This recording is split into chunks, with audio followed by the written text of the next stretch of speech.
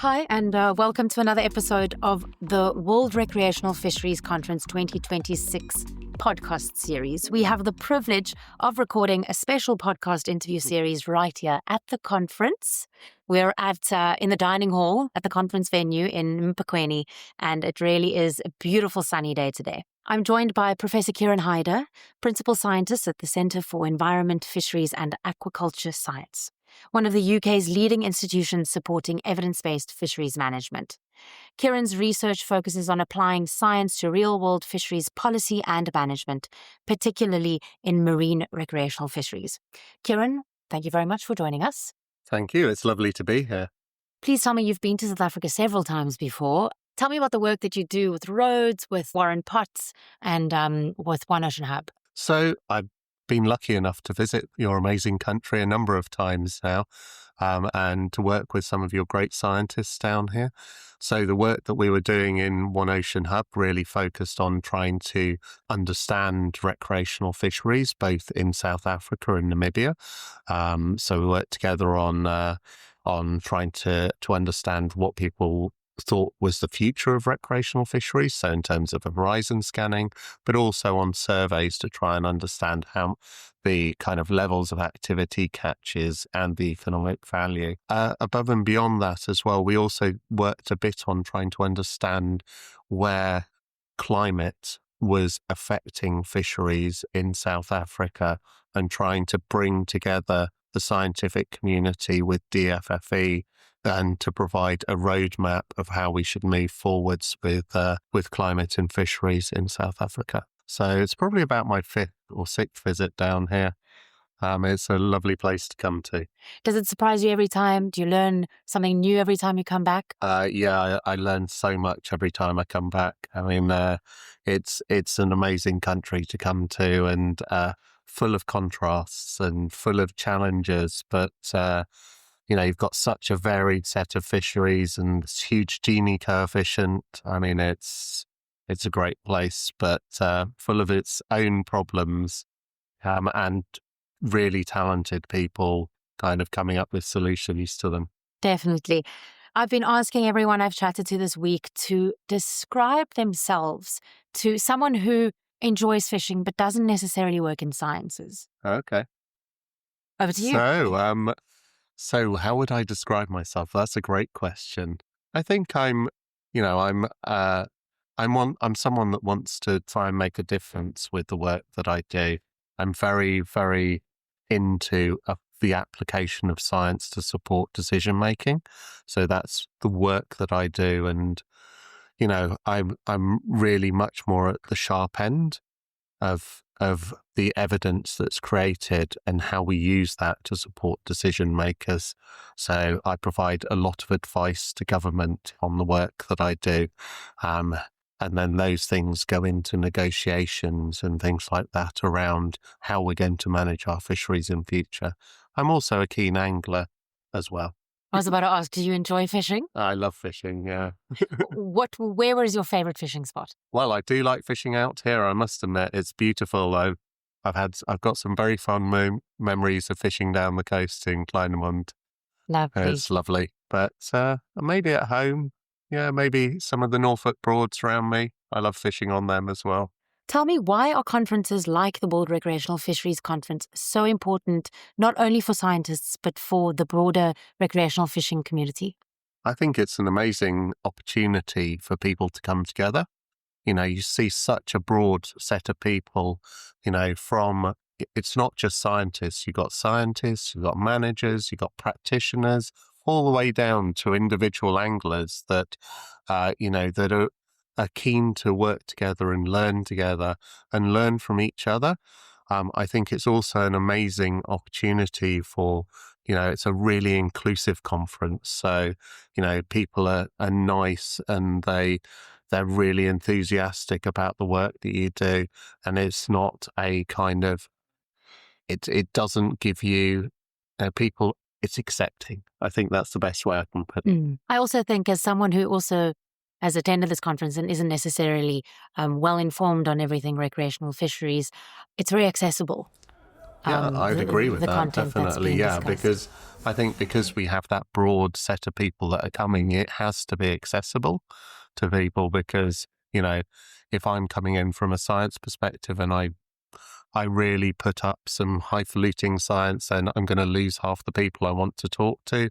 And, so I think that, that's why it has to be accessible because we've got such a broad set of people that are here. What would you say you've learned this week? Oh, so much stuff. And I was completely inspired by the keynote yesterday. That was fantastic. And also Steve Cook's keynote this morning was fantastic too. But I've learnt a lot of very specific things as well, which I'll take home and use in my work on a daily basis. I think probably one of the biggest things I've learnt this week is that we all have the same issues. It doesn't matter where you sit, we're all grappling with the same issues, and no one has the solution yet. Definitely. Do you want to briefly speak to what you'll be taking home, particularly for your own research? So in terms of what I'll take home for my own research, I think I'm going to take home some of the broader stuff that we've heard about in terms of how the social and the economic stuff is being more embedded. I'm really interested in this idea of provisioning fisheries that was presented earlier this week as well, because we have communities in the UK that work very much in that space. So I think there's a number of different things, but those are probably the two key ones. We've also heard a lot about the importance of recreational fisheries and understanding the space within the broader context. Why is it so important that recreational fisheries are properly understood and included in fisheries management decisions on a government level, on a global level? Why do they need to be part of the narrative? Well, recreational fisheries are important. They're important socially, they're important economically, but they're also important biologically. So the two things are if we don't incorporate recreational fisheries in our management processes, we are not going to generate the most benefit to society from the resources that we have in the sea. And we also have the potential to impact on the sustainability of the management systems that we put in place. Thirdly, we have the potential to impact on social cohesion as well. And that's why we need to integrate those things. It's more than just a leisure activity, which I think is a big misconception. What are some of those deeper social and economic impacts that tend to be overlooked? I think they're huge economic and social impacts of things. I mean, so from an economic perspective in Europe alone, the total economic impact of sea angling, just sea angling, not inland or freshwater stuff, is 10.5 billion. And it supports almost 100,000 jobs. So, when you start to talk about those types of numbers, then people sit up and they take notice. But beyond all of that, there's a lot of things that happen from a social perspective.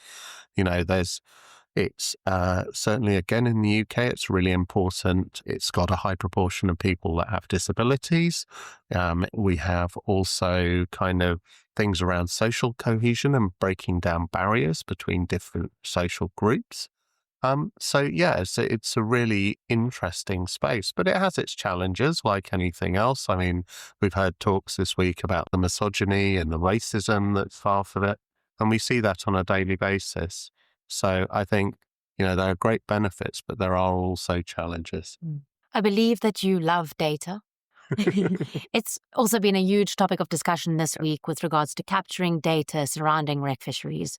Why is good data so critical, and what makes recreational fisheries particularly challenging to measure? Data is king in this space, really. I mean, it's really important to have it because without data, we can't understand the benefits or the impacts of what's going on. And people always say to me, the angling community always talk to me, and they're always saying, we don't have an impact. And I turn around to point out that it's actually an impact is actually important, because if you don't have an impact, then you don't get a seat at the table, and you're not seen as important in terms of the management space. So your views aren't important. So data underpins all of that stuff, and good data underpins the evidence that we need to address the questions that we have. So I really do think that that's really important. I mean, there's so many challenges with it just because the community, it's really difficult because the community are worried about data. They're very protective about what they're doing, and they're very concerned about what that means for them. So there's a tension between wanting to get data and people that are concerned that that will lead to management, and that causes a lot of problems. And that's before you get into just the nature of the fact that we don't know who's going out fishing generally in many countries. We don't have licenses or lists of anglers, and they fish in all sorts of different ways in different places. So just the logistics of trying to survey and understand that is really, really difficult. What's the one thing you hope people that have attended the conference this week take away? I think there's two things. I think that we all have the same problems. But there's a community out there that wants to work together to try and solve it. And that community is not just about it's not just about scientists, it's about integrating across the different areas, really moving towards a transdisciplinary type approach. I think the other thing I've really taken away from the conference is that there's so many opportunities for us to work in different ways together, and really to try and change the way that angling is viewed at the moment. And then lastly, what gives you hope for the future of recreational fisheries management? Well, Steve Cook covered that all this morning in his optimism. And I think, again, I've been in this field for 15 years now. And I mean, when I see where we started from and where we are today, and the way that we're viewing how we should include and the co-design type approaches, I think that gives me much more hope that we've got a good body of scientists, but also some great relationships with the angling community, and those things are coming together to really move us forwards, and hopefully to come together in a sensible way. And, for conferences like this, make those conversations possible too. Oh, yeah, definitely. Yeah, no, it's certainly good. I mean, there's so many great conversations going on around. It's fantastic. Kieran, thank you so much for your time and your contribution to the space. It's really been phenomenal to hear from you and learn from you. No worries. I enjoyed it. Thank you very much to you too.